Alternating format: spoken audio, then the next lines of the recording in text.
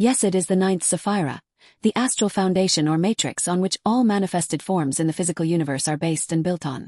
Yesod touches on the images and operations of the unconscious mind, those subconscious body functions that we are unaware of. The ninth sphere is also the realm of procreation, biology, intuition, rhythms, tides, and fluctuations. The moon, the ruler of the instinctive mind, is attributed here.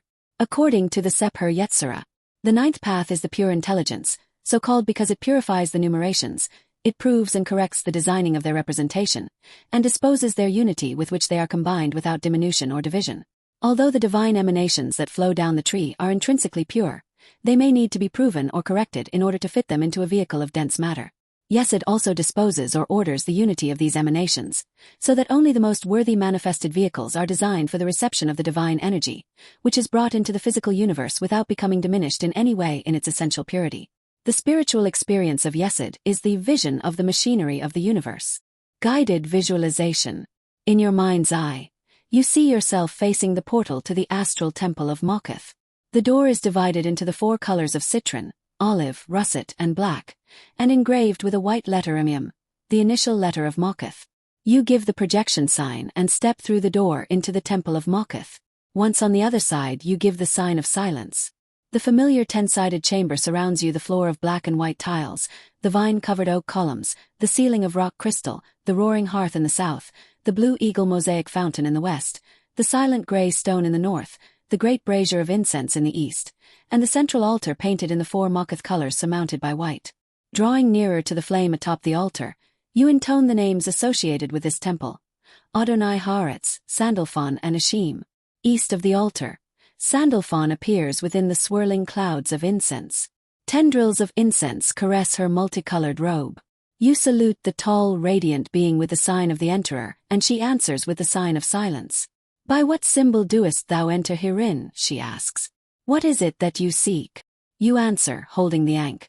By this symbol of eternal life I seek the temple of Yesod, the temple of the Almighty Living God.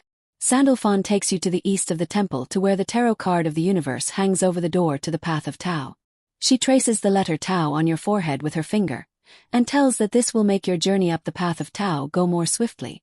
You walk through the doorway, and pass quickly through a blue-violet tunnel with the starry heavens above you. In the blink of an eye you are at the end of the indigo path of Tau, facing the gate to the astral temple of Yesod. A large violet door is in front of you. Carved into it is the letter Yod, the initial letter of the name Yesod, painted in yellow. You give the projection sign and then step through the door into Yesod. Once on the other side you give the sign of silence. 9 walls form the temple's inner chamber, which is colored a rich violet. The figure of an any-angle, or 9-sided polygon, graces the floor. In each of the 9 corners of the room, a brazier of incense hangs, scenting the room with the smell of jasmine. The ceiling is engraved with the various phases of the moon, inlaid with quartz and ebony. The central altar is cast in silver and covered with a velvet indigo cloth. On the altar, the temple flame burns brightly in a silver bowl supported by 3 crescents. The feel of this temple is quite different from that of Moketh. No sensations of security or solidity are evoked here. There is an ethereal quality to everything. You almost feel as if your hand would pass right through the altar if you tried to touch it. There is also a sense of excitement akin to sexual awareness, which causes the hairs on your arms to stand up. This temple is the dwelling place of the serpent power or Kundalini. You can feel its power tingling certain nerves along your spine, stirred slightly by your entrance into Yesod. With a sense of exhilaration, you vibrate the divine name of this sphere, Shaddai El Chai. You then call on the Archangel Gabriel for guidance, and the order of angels known as the Cherubim. From the jasmine mists, the Archangel emerges. Taking on a material form before you, Gabriel is dressed in robes of violet trimmed with yellow. Her features are breathtaking, a fine oval-shaped face framed by dark brown shoulder-length hair. Her green eyes are large and sensual, and her wings are large, velvety, and violet. Somehow, you get the feeling that Gabriel could have just as easily appeared as a beautiful young boy, emerging like a figure from a Renaissance painting. She speaks. Behold the vision of the machinery of the universe. You have entered the treasure house of images and the sphere of Maya, or illusion. By what symbol have you entered into the mirror of the cosmos? You answer, "By this symbol of the Ankh, the symbol of life." You hold up the Ankh. Facing the archangel across the light of the altar, she directs your attention to the temple flame burning brightly in a bowl of silver. The temple around you seems to become transparent. It fades from view and is replaced by cloud and mist. Within the mist you see the lightning bolt image of the great flaming sword that was first revealed to you in the Temple of Mokoth. Above it, you can just barely make out the lineal figure of a triangle, glowing dimly against the blackness which surrounds the vision. On either side of the flaming sword are a pair of Hebrew letters which taken all together form the name Yod He Vav He Wh in flaming white light. Before your eyes, the letters transform into 4 mighty angelic figures, 2 on the right side and 2 on the left. All of the angels have 4 wings, 2 that stretch upward and 2 that stretch downward. Of the figures on the right, one has the head of a lion and the other the head of an eagle. The figures on the left have the heads of a man and a bull. Together, they form an impenetrable barrier, a wall of protection against evil and imbalance. Their outstretched arms in the position of the Tau cross. You hear the voice of Gabriel speaking to you. And Tetragrammaton placed cherubim at the east of the Garden of Eden, and a flaming sword which turned every way to keep the path of the tree of life, for he has created nature that humanity being cast out of Eden may not fall into the void. He has bound man with the stars as with a chain. He allures him with scattered fragments of the divine body in bird and beast and flow, and he laments over him in the wind and in the sea and in the birds. When the times are ended, he will call the cherubim from the east of the garden, and all shall be consumed and become infinite and holy. In unison the cherubim cross their arms over their chests, and assume the sign of Osiris slain. In a flash of light the vision is gone. In its place is a violet haze. The haze that surrounds you is thick and viscous. You move through it easily but sluggishly, as if in slow motion. You begin to make out dark forms and shapes. As they draw near, they gradually become clearer before passing you by. You see people from your youth long deceased. Some smile at you while others seem to take no notice at all. You see houses that you once lived in, childhood pets that you once loved, toys, books, and other objects that you once played with. You are surprised to recognize people and objects that were lost from your memory. The memories stretch further and further back into the past, into your early childhood. Soon they reach back to the moment of your birth and then even earlier. The images now become archetypal memories that are buried deep within the psyche of every human being.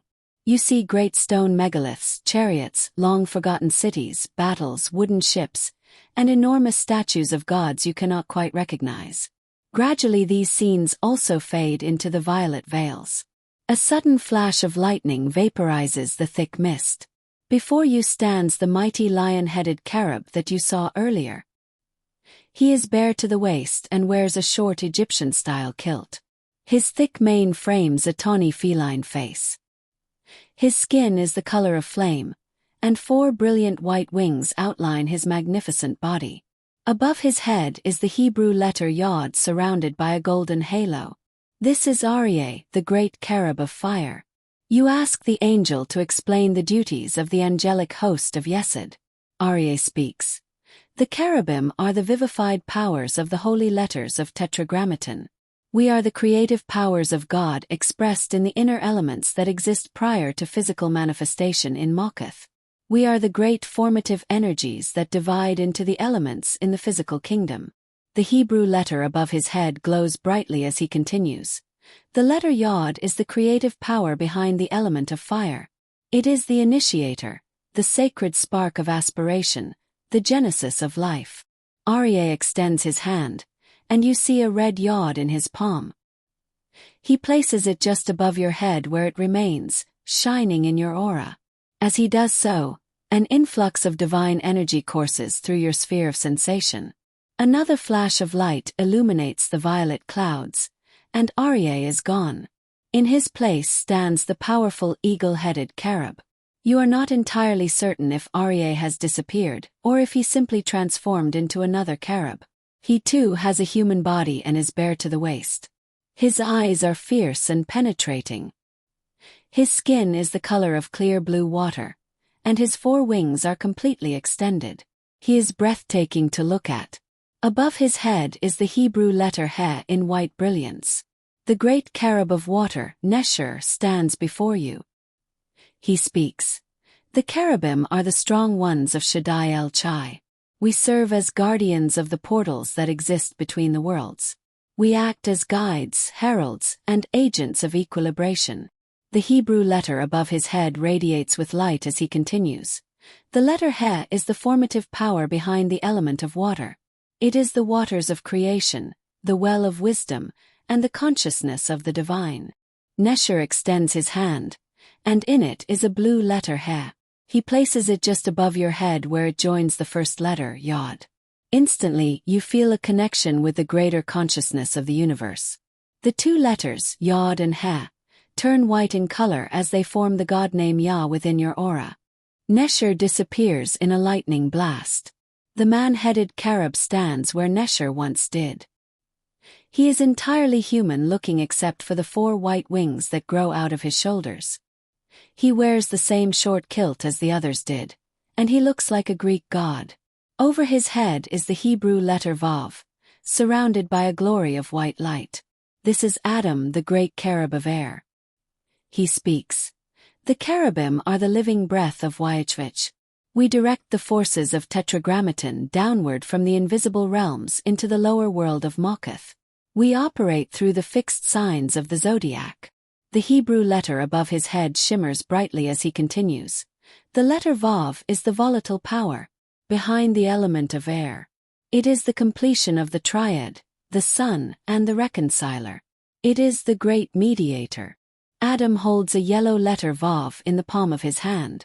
He places it next to the other letters in your aura just above your head. Like the 2 previous letters, the Vav also turns white. As he does so, you have an immediate sensation of mental clarity, as if pieces of a puzzle that have eluded you for years were suddenly falling into place. A thunderclap announces the arrival of the 4th cherub. The bull-headed figure appears where Adam last stood, emerging like the Cretan minotaur from the violet mists of ancient Greece. He is an exquisite black-skinned figure in a short white kilt with 4 white wings that are flung back from powerful shoulder muscles. The Hebrew letter He is positioned above his head. Shor, the great cherub of earth, faces you.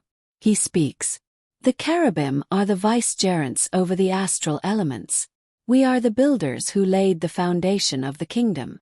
The Hebrew letter crowning his head flares with light as he continues. The letter He is the stabilizing power behind the element of earth. It is the completion of the quaternary, the foundation stone. Shor extends his hand, and in it is a black letter He. He places it just above your head next to the other 3 letters. The divine name YHVH is completed within your sphere of sensation as the final letter turns white. At once, you feel a rush of energy throughout all levels of your being, from the highest part of your soul to the cells and atoms in your physical body. The cherub of earth slowly fades from your view, returning to the violet clouds. In his place is an image of an equal-armed cross, spinning on its central axis. Observing the cross, you hear the voice of Gabriel as she speaks to you. Behold, the synthesis of the cherubim is found in the revolving cross, in the pentagram, and in the idea of one spirit dominating the 4 elements. The image of the cross begins to dissipate. As it does so, the faint figure of a pentagram hangs briefly in the air, then vanishes. You find yourself in the temple of Yesod again, standing in front of the altar across from Gabriel, whose ethereal beauty puts you instantly at ease. She anoints you with a perfumed oil and gestures to a pair of violet leather sandals on the floor in front of the altar. She instructs you to wear these sandals on every path leading from the sphere of Yesod, that you may always tread on a firm foundation in your astral journeys. You thank Gabriel, leader of the cherubim, and you have a feeling that you will be working with the angels of Yesod many times in your magical work. You quickly descend, following the blue-violet path of Tau back to the temple of Malkuth. Sandalphon graciously nods her head and fades from view. You turn and face the portal through which you first entered the temple. Giving the projection sign, step through. On the other side, give the sign of silence.